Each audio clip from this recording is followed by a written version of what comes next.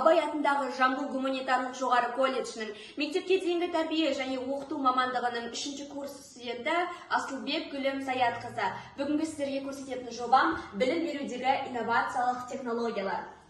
Білім берудегі инновациялық технологиялар деп отырғанымыз не? Қазіргі қоғамда білім беру жүйесі қарқынды түрде өзгеріске ұшырап отыр. Тек білім беру ғана емес, сонымен қатар балаларды қарқынды түрде дамыту, ұшқыр ойлауын, оларды дербес шешім қабылдауға үйрету бұл біздің басты мақсат болып отыр. Және де бұл мақсатты айқын түрде орындауымыз үшін жаңа технологияларды пайдалану өте маңызды. Яғни олар цифрлық құралдар, жасанды интеллект, виртуалды және толықтырылған шындықты қолдану аса маңызды. Олар білімді тиімді әрі қызықты түрде меңгеруге жағдай жасайды.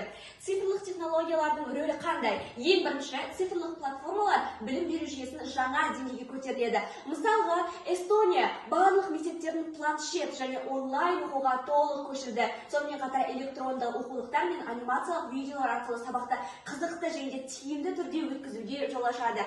Қазіргі таңда Қазақстанда да мұндай цифрлық технологиялар, платформалар жүйелі түрде қолданып келеді. Мысалға айтатын болсақ, бұл күнделік кейзет жүйесі. Бұл мұғалім және оқушы ата-аналар байланысын нығайтады. Сонымен қатар Google Classroom, Zoom, Microsoft Teams, яғни қашықтықтан оқытуда тиімді болады.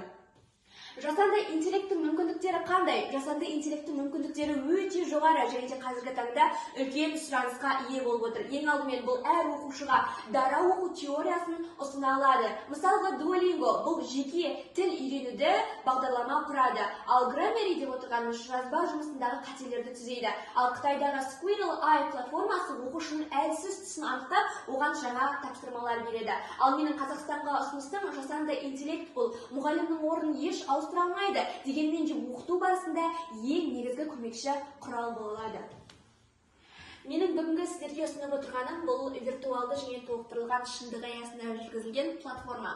Виртуалды және де шындық платформасы, яғни баланың қызығушылығын арттырып, есте сақтауын күшейтеді. Тіпті инклюзивті білім беру жүйесінде де кеңінен қолданылады. Ал менің ұсынған жобам бұл Educaf Eye платформасы. Бұл бірыңғай кешенді отандық цифрлық платформа болуы тиіс. Оның мақсаты уақытты үнемдеп, сапаны арттыру болып саналады. Бұл жүйеге біріктірілген компоненттер қандай? Бірінші видео сабақтар, тесттер, ай арқылы оқу жоспары, AR, VR, контент, автоматты бағалау жүйесі және де мұғалімге сабақ жоспарын ұсыну болып саналады.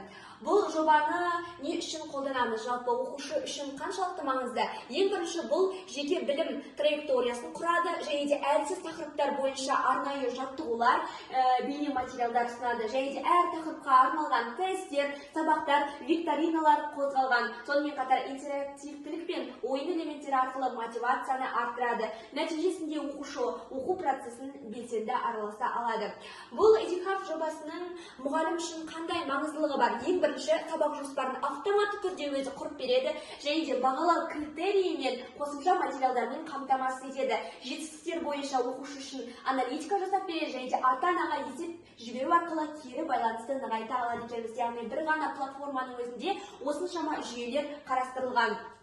Бұл платформаның артықшылықтары қандай? Бұл платформаның артықшылықтары өте көп. Олар жөнінде кеңінен тоқталғым келіп отыр. Ең бірінші, бұл бізде біртұтас жүйе, уақытты үнемдеу, жеке оқу маршруты, қызықты әрі интерактивті оқыту, офлайн және онлайн ішінде қолайлы және де аналитика және бақылау мүмкіндігі. Ең бірінші, біртұтас жүйе, яғни барлық процесс бір платформаға кеңейтіліп бекітілген. Ал екіншісі бұл уақытты үнемдеу, яғни автоматты түрде бағалау, жоспарлау, сабақ кестесін құру. Жеке оқу маршруты, яғни ай арқылы дара оқытуды жүзеге асырыламыз. Сонымен қатар VR, AR ойын платформаларында құрастыруымызға болады, яғни тапсырмалар көрсетіледі. Сонымен қатар қосымша құралдарды қажет етпейді. Мұғалім ішінде, ата-ана ішінде өте тиімді платформа болмақ.